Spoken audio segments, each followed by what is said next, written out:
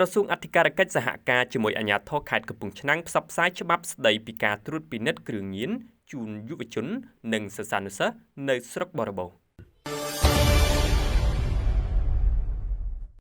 ក្រសួងអធិការកិច្ចសហការជាមួយអាជ្ញាធរខេត្តកំពង់ឆ្នាំងនារសៀលថ្ងៃទី25ខែមីនាឆ្នាំ2026បានរៀបចំធ្វើពិធីផ្សព្វផ្សាយច្បាប់ស្តីពីការត្រួតពិនិត្យគ្រឿងញៀនដល់អាជ្ញាធរភូមិឃុំយុវជននិងសិស្សានុសិស្សក្រៅអធិបតីភាព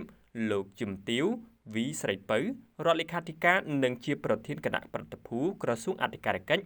និងលោកជាសុក្រិនអភិបាលរងខេត្តកំពង់ឆ្នាំងព្រមទាំងមានការអញ្ជើញចូលរួមពីអាជ្ញាធរជាតិប្រយុទ្ធប្រឆាំងគ្រឿងញៀនលោកអគ្គនាយករងលោកប្រធានអនុប្រធាននាយកដ្ឋានលោកប្រធានមន្ទីរអធិការកិច្ចខេត្តនិងថ្នាក់ដឹកនាំមន្ទីរអង្គភាពមន្ត្រីជំនាញអង្គភាពពាក់ព័ន្ធជុំវិញខេត្តផងដែរ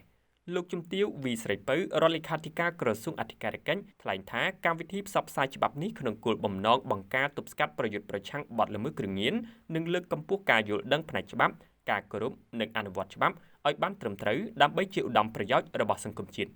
លោកជំទាវបន្តថាគ្រឿងញៀនជាបញ្ហាស្មុគស្មាញជាសកលព្រោះប្រទេសទាំងអស់នៅក្នុងតំបន់សូម្បីតែប្រទេសមហាអំណាចនៅអឺរ៉ុបនៅបារាំងនៅអាមេរិកក៏មិនទាន់ជោគជ័យក្នុងការប្រយុទ្ធប្រឆាំងគ្រឿងញៀននេះដែរ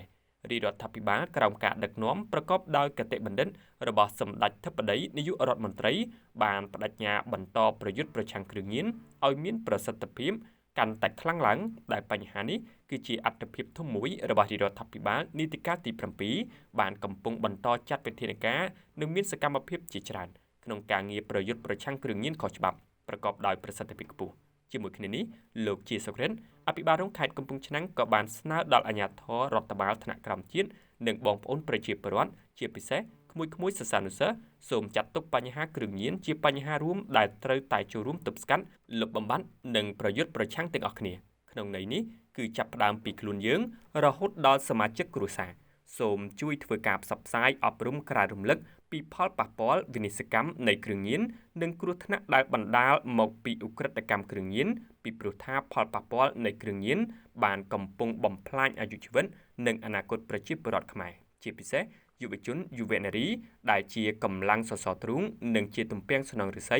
របស់ប្រទេសជាតិគួរបញ្ជាក់ផងដែរថានៅខេត្តកំពង់ឆ្នាំងបទល្មើសគ្រឿងញៀនដែលបានកើតឡើងមានចំនួនញឹកញាប់នោះមានស្រុកក្រុងចំនួន4គឺស្រុករលាផ្អៀស្រុកកំពង់ត្រឡាចស្រុកសាមគ្គីមានជ័យនិងក្រុងកំពង់ឆ្នាំងជាមួយគ្នានេះប្រជាពលរដ្ឋមន្ត្រីរាជការត្រូវមានការចាប់អារម្មណ៍ខ្លាំងពីការប្រើប្រាស់ App Nodrong របស់កម្ពុជាដែលមានសុវត្ថិភាពខ្ពស់ចំពោះអ្នករាយការណ៍ពាក់ព័ន្ធនឹងករណីគ្រឿងញៀនដោយគ្មានអត្តសញ្ញាណខុសប្លែកពីបណ្ដាប្រទេសនានាដែលមានតែប្រព័ន្ធទូរស័ព្ទ Hotline ប៉ុណ្ណោះ